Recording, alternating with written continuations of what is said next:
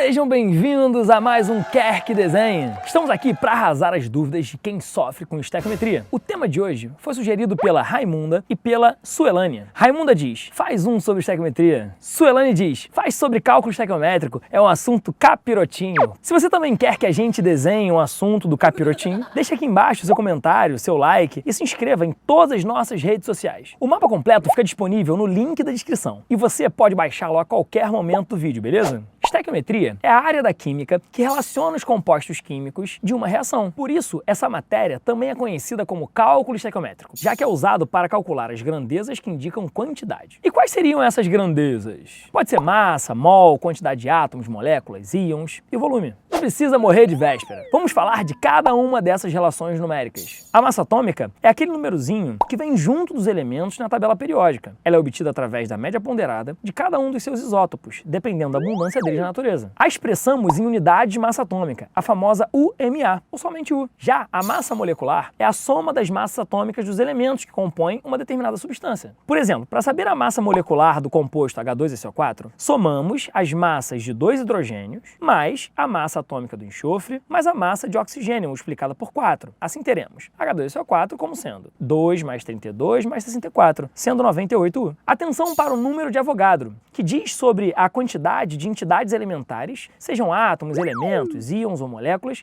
que estão presentes em um mol de qualquer espécie química. Essa constante fixa de 1 mol é igual a 6,022 vezes 10 elevado a 23 de unidades elementares. Guardem esse número, ele é essencial na hora da prova. A massa molar é a massa em gramas presente em um mol de qualquer substância. Será numericamente igual à massa atômica, mas elas não são a mesma coisa, cuidado para não confundir. A unidade dela é expressa em gramas por mol. Por último, temos o volume molar, que é o volume ocupado por um mol de qualquer gás. Teremos caminhos diferentes para calcular essas grandezas, a depender das condições normais de temperatura e pressão, ou CNTPs. Fora das CNTP, utiliza-se a equação de Clapeyron, PV igual a nRT, onde P é a pressão em atm e V é o volume medido em litros. Esse N vai ser o número de mols. Já o R é a constante dos gases, de valor igual a 0,082 litro atm por mol Kelvin. E por fim, o T é a temperatura expressa em Kelvin. Agora, se estamos dentro das CNTPs, é uma maravilha. A pressão é igual a 1 atm e a temperatura será 273 Kelvin, que é o mesmo que 0 graus Celsius. Nesse cenário, 1 mol é sempre igual a 22,4 litros. Quando a questão vem assim, o aluno quase chora de emoção. Mas para você se garantir, é bom estar ligado. Agora, para você realmente fazer os cálculos estequiométricos, sem se enrolar, siga esse delicioso passo a passo. Primeiro passo, balancear a reação. A lei de Lavoisier diz que na natureza nada se cria, nada se perde, tudo se transforma. Isso vale na hora de criar memes na internet e também para balancear equações. Se tem uma molécula de água, a síntese dela será a seguinte: H2 mais O2 formando água. Se uma molécula de H2 está reagindo com uma molécula de O2, que possui 2 átomos de oxigênio, como produzir uma molécula de água que possui apenas 1 átomo de oxigênio? Um dos átomos de O2 se perdeu? Foi comprar um refri e nunca mais voltou? Essa reação precisa ser balanceada. Se eu colocar no meio reacional mais uma molécula de H2, mantendo a quantidade de O2, os compostos formarão 2 moléculas de água, 2H2 mais O2, formando 2 águas. Segundo passo, identificar os envolvidos. Identifique e organize de quais grandezas a questão está falando. Terceiro passo, relacione em número de mol. Se 2 moléculas de H2 forem consumidas, 2 moléculas de H2O serão produzidas. Se 2 mol de H2 forem consumidos, 2 mol de H2O serão produzidos. Quarto passo, transformar a quantidade em número de mol dada. Por exemplo, se a questão pede qual é a massa e o número de moléculas de H2O produzidos a partir do consumo de 5,6 litros de H2 nas condições normais de temperatura e pressão. Identifico massa e número de moléculas, que é o que a questão quer, e volume, que é o que eu tenho. Com a equação balanceada, 2 mol de H2 produzem 2 mol de água. Agora, o que me resta? Transformar. Pelos dados que a questão fornece, sei que as massas molares de hidrogênio é igual a 1 grão por mol e de oxigênio 16 gramas por mol. Após as contas, 2 hidrogênios mais 1 oxigênio, formando 2 vezes 1 mais 1 vezes 16, sei que a mistura dá 18 gramas por mol. E se 1 mol de H2O tem 18 gramas, 2 mol de H2O tem 36 gramas. E pela constante Avogadro, sei que 1 mol tem 6 vezes 10 a 23 moléculas. Portanto, 2 mol de água tem 12 vezes 10 elevado a 23 moléculas. gramas. Quinto passo, fazer a regra de 3. Para finalizar, monte a regra de 3 e calcule o que for pedido. 44,8 litros de H2 está para 36 gramas de água. Então, 5,6 litros de H2 está para X. Multiplicando o cruzado, X vai gerar para a gente um valor de 4,5 gramas de água como sendo a substância produzida. Agora, 44,8 litros de H2 produzem 12 vezes 10 elevado a 23 moléculas de água. Então, 5,6 litros de H2 produz Y de moléculas de água. Multiplicando o cruzado, Y vai ser igual a 1,5 vezes 10 a 23 moléculas de água como sendo a substância produzida. Existem casos particulares onde, além das regras gerais, você precisa entender e calcular grau de pureza, limitante excesso e rendimento. Para descomplicar sua vida, vamos destrinchar cada um tintim por tintim. Quando a questão falar sobre grau de pureza, faça o seguinte.